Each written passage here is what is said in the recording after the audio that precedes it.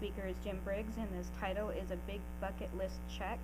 Jim will be giving a speech similar to this one at a fundraiser tonight. Please welcome Jim, A Big Bucket List Check.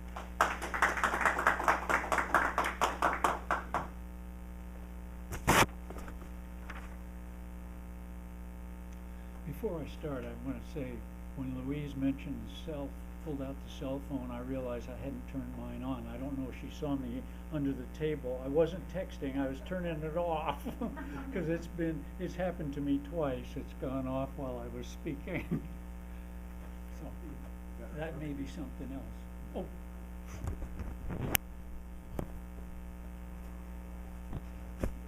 Oh. Okay.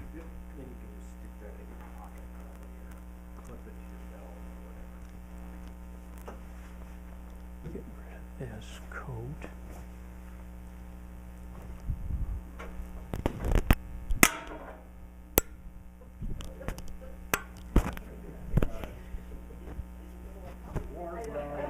Does that work? Okay.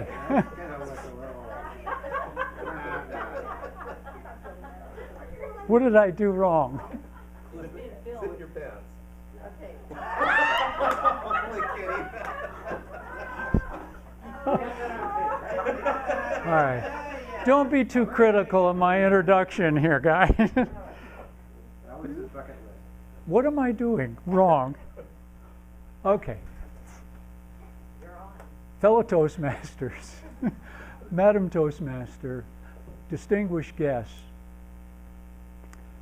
for as long as I can remember, I have wanted to go to Africa.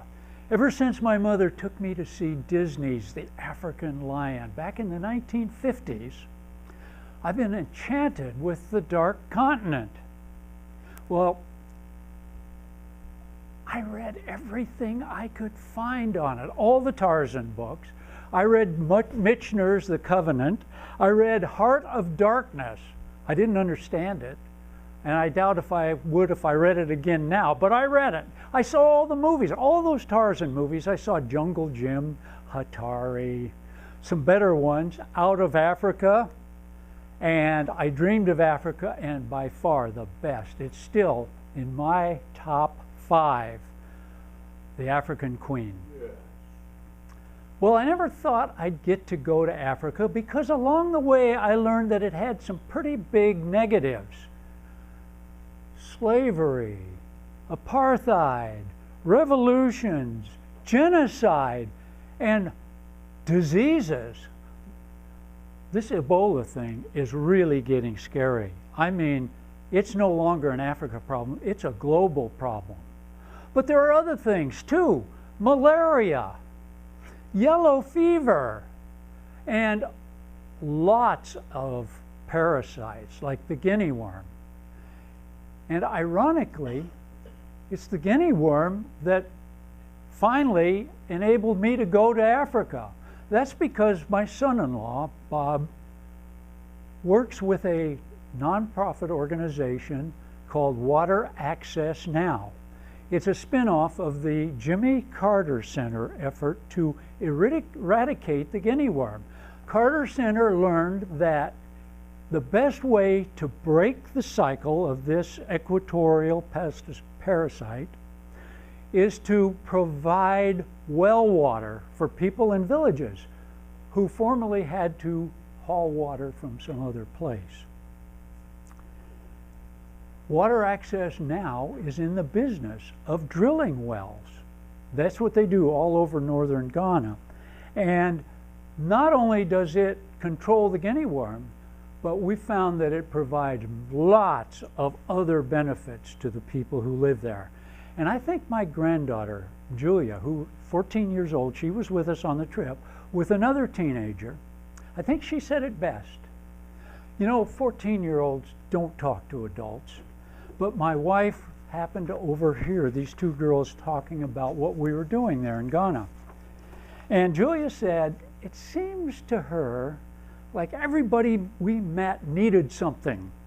Some people needed shoes. Some needed better clothes. Some needed more food. Some needed soccer balls. Soccer is a national pastime there. But Julia said, but what they really need is water. And if water can be provided for people who live there, then they can get some of these other things by themselves. And I think Julia is right. Not only does a well in a village provide clean water for everybody, but it promotes health. The mothers give more milk. And girls and women don't have to go down to the river and haul the water back. This enables them to do other things like go to school. And they can learn a trade like basket making, which contributes to the village economy. They can spend more time in agriculture, which also helps the local economy.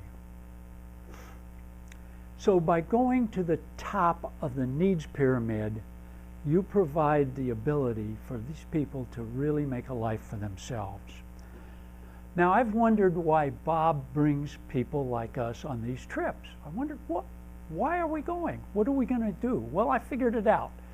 He uses us sort of as apostles when we get back to go out and speak to groups like this and to help with fundraisers like I'm going to be doing tonight.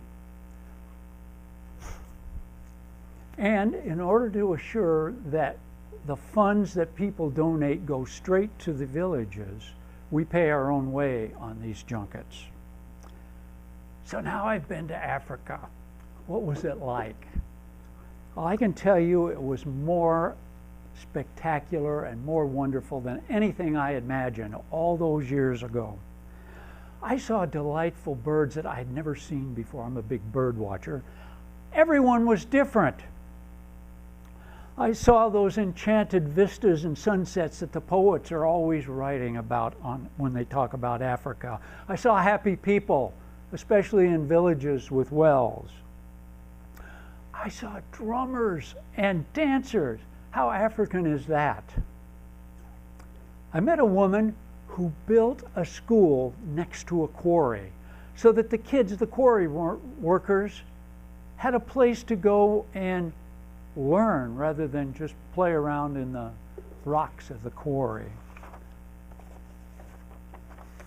I got to help paint a school that was built by Catholic Relief Services, and that's where I got the best picture I took on the whole trip. I trekked across the rainforest on a canopy rock. I petted a live crocodile. That's something you wouldn't get to do in this country, I guarantee. I got up one morning, I was watching birds, and I heard something behind me. I looked around, there were 6 boys behind me. Hello, Grandpa, they called me. For some reason, they called me Grandpa. They wanted to see my binoculars. I got to see my wife take a shower with a bucket. And little did I realize that at that very moment, half the people in the United States were doing the same thing with this ice bucket challenge.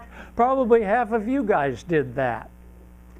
But there was no choice. That's how you showered. I ate free-range chicken and guinea fowl, really free-range, and I had some of the best beer I've ever drunk in my life. Now that I'm back, I'm thinking, maybe it's more a function of the equatorial climate than the actual quality of the beer, but it was cold, it was good. But maybe the most rewarding thing that happened, and it happened several times, is when you throw a soccer ball into a group of kids that are kicking a plastic bottle around. You can't imagine what that does for a Ghanaian. So, in short, I got to live life for a short time as an African, and I loved every minute of it. Every minute except the day and a half that it takes to get there. But that's not Africa's fault. Madam Toastmaster.